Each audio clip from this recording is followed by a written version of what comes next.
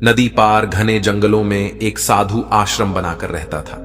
वह पानी पर चलने की सिद्धि प्राप्त करने का यत्न कर रहा था, इसलिए प्रतिदिन सुबह से शाम तक तपस्या में लीन रहता। गांव में रहने वाला एक दूध वाला रोज एक छोटे मटके में दूध भरकर उसे पहुंचा आता। साधु अन्न ग्रहण नहीं करता था, वह केवल दूध का सेवन करता था। साधु को दूध पहुंचाने दूध वाले को रोज नदी पार करनी पड़ती थी, लेकिन वह बिना समय गवाए रोज नियमित समय पर आश्रम पहुंच जाता था। एक बार उसे किसी काम से दूसरे गांव जाना पड़ा। उसने अपनी बेटी को साधु को दूध पहुंचाने की जिम्मेदारी सौंप दी। लड़की एक दिन साधु को दूध पहुंचा आई। अगले दिन तेज बारिश हो रही थी। जब वह दूध लेकर जाने को तैयार हुई तो उसकी मां ने उसे यह कहते हुए रोक दिया कि ऐसी घनघोर बरसात में नदी पार करना ठीक नहीं।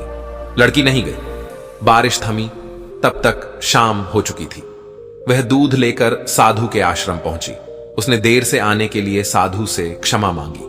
तब साधु ने उसे एक मंत्र देकर कहा, इस मंत्र के द्वारा वह पानी पर चलकर उसके पास आ सकती है। साधु इस मंत्र को कई दिनों से स्वयं आजमाना चाहता था, किंतु उसे मंत्र पर पूरा विश्वास नहीं था।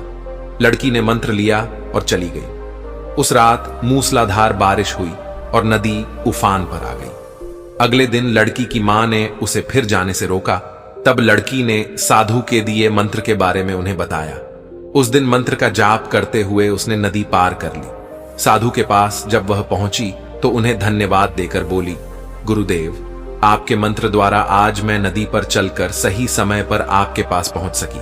आपका धन्यवाद। साधु चकित रह गया। उसे विश्वास ही नहीं था कि मंत्र काम कर जाएगा। वह लड़की के पीछे पीछे आश्रम से बाहर आया। उसने नदी किनारे खड़े होकर देखा कि लड़की पानी पर चलते हुए जा रही है। वह खुश हो गया कि वर्षों से पानी पर चलने की सिद्धि प्राप्त करने का उसका मनोरथ पूरा हो गया। मंत्र जपते हुए उसने नदी के पानी में पैर रखा, फिर खींच लिया। उसे पानी में उतरते डर लगा कि यदि मंत्र ने काम न किया तो क्या होगा। लेकिन जब उसने लड़की को नदी के पार सही सलामत पहुंचे देखा तो डरते डरते किसी प्रकार नदी के पानी में उतर गया। लेकिन थोड़ी ही देर में वह डूब गया। ऐसा क्यों हुआ? इसका कारण है विश्वास। साधु को इस बात का विश्वास ही नहीं था कि वह पानी पर चल सकेगा। वहीं लड़की को पूरा विश्वास था।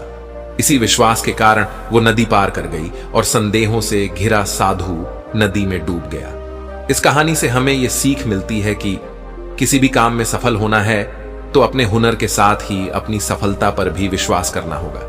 जिसे अपनी सफलता पर भरोसा ही नहीं, न वह पूरी लगन के साथ काम कर पाएगा, न पूरी मेहनत से।